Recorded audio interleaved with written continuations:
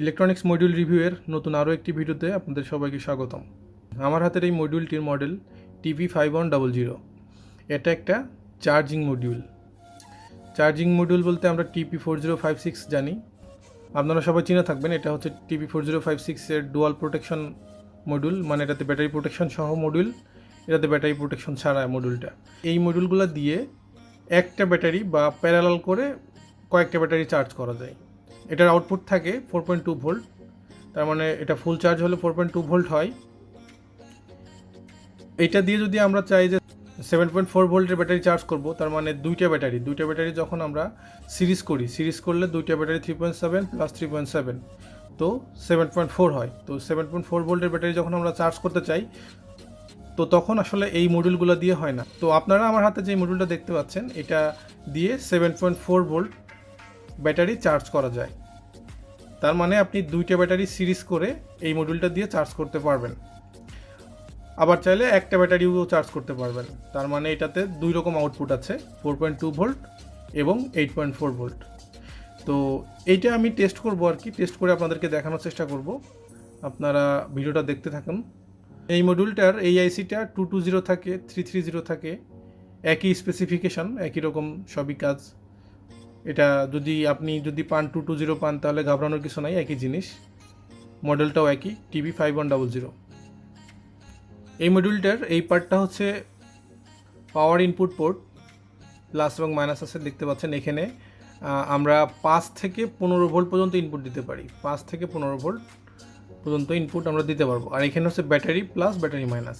By default এই মডিউলটা দিয়ে একটা ব্যাটারি চার্জ করা যায়, তার মানে এখান থেকে 4.2 ভোল্ট আউটপুট বের হয়। তো আমরা যদি 8.4 ভোল্ট আউটপুট চাই, দেখতে পাচ্ছেন এখানে সেট নামে একটা অপশন আছে, এখানে দুইটা কানেক্টর আছে। এই দুইটা কানেক্টর আমরা যদি শর্ট করে দিই, এখানে সোল্ডারিং আয়রন দিয়ে সোল্ডার করে শর্ট করে যদি দেই, তাহলে আপনার B প্লাস B মাইনাসে 8.4 ভোল্ট আউটপুট আসবে। তখন আমরা এই মডিউলটা দিয়ে দুইটা 3.7 ভোল্টের ব্যাটারি সিরিজ করে, তার মানে 7.4 ভোল্ট করে আমরা এই মডিউলটা দিয়ে চার্জ করতে পারবো।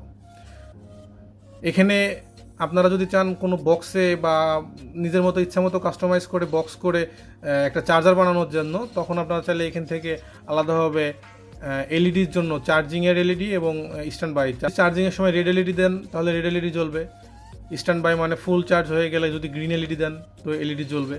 এই পার্টটা হচ্ছে এলইডির পার্ট, আর এটা পাওয়ার পার্ট, এটা ব্যাটারি পার্ট। তো আমি আপনাদেরকে ব্যাটারি কানেকশন এবং পাওয়ার সাপ্লাই কানেকশন করে দেখানোর চেষ্টা করতেছি। আমি এই এসএমপিএসটা ব্যবহার করব। এটা হচ্ছে আমার 12 ভোল্ট 30 অ্যাম্পিয়ারের একটা এসএমপিএস। এটা আমি আমার বিভিন্ন কাজে ব্যবহার করি। এটার আউটপুট থেকে মডিউলে পাওয়ার দিব। পাওয়ার প্লাস এবং পাওয়ার মাইনাসে আমি কিছুটা ওয়্যার কানেক্ট করে রাখতেছি।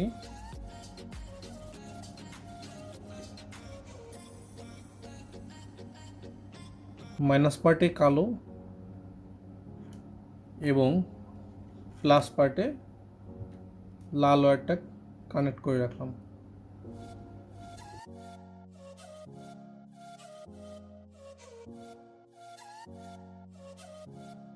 ব্যাটারি পার্টেও আমি সোল্ডার করে দুইটা তার, লাল এবং কালো তার কানেক্ট করে রাখতেছি।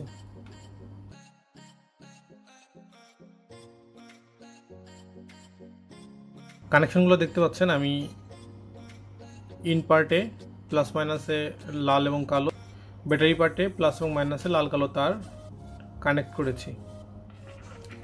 এবার আমার পাওয়ার সাপ্লাইটা দিয়ে ইনপুটে 12 ভোল্ট দিচ্ছি, প্লাস এবং মাইনাস কানেক্ট করতেছি।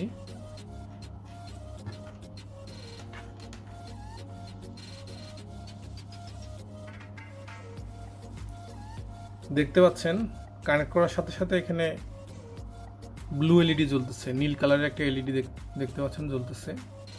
তো এটা আসলে স্ট্যান্ড বাই বোঝায়, যেহেতু আমি এখানে কোনো ব্যাটারি কানেক্ট করি নাই। চার্জিং অবস্থায় রেড এলইডি এবং চার্জ হয়ে গেলে স্ট্যান্ড বাই মোডে আসে, স্ট্যান্ড বাই মোডে ব্লু এলইডি জ্বলে। তো এখন স্ট্যান্ড বাই মোডে আছে, যেহেতু আমি এখানে কোনো ব্যাটারি কানেকশন দেয় নাই।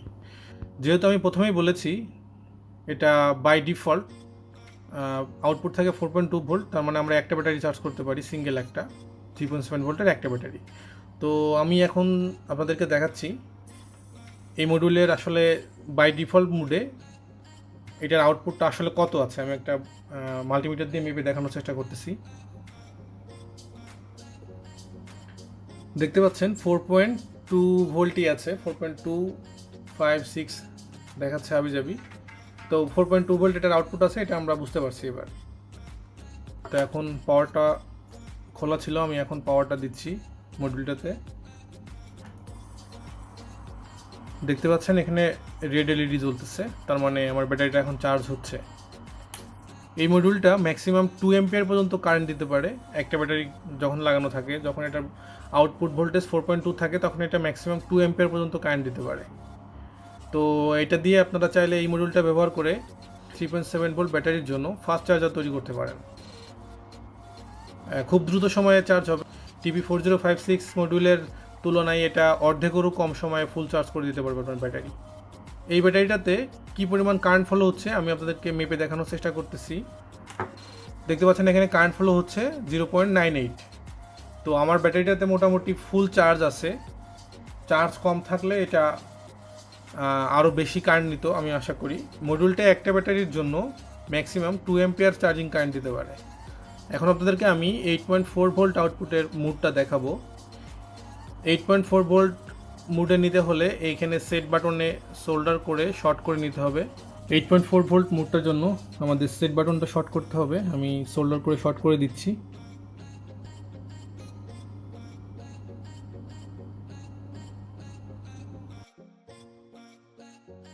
দেখতে পাচ্ছেন সেট বাটন আমি শর্ট করে দিয়েছি সোল্ডার করে।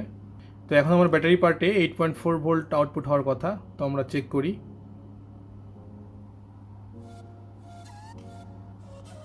দেখতে পাচ্ছেন 8.57 বা 8.59।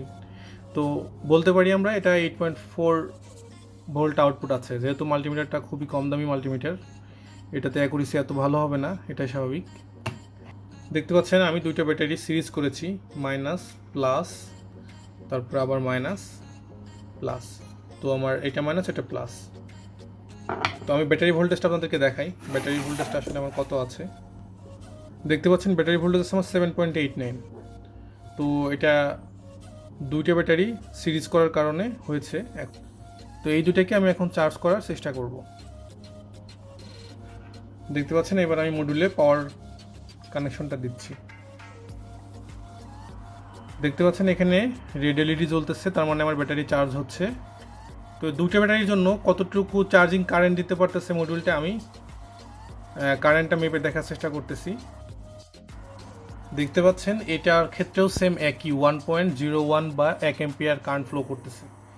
তার মানে দুইটা ব্যাটারির ক্ষেত্রেও সে একই কারেন্ট ফ্লো করতেছে।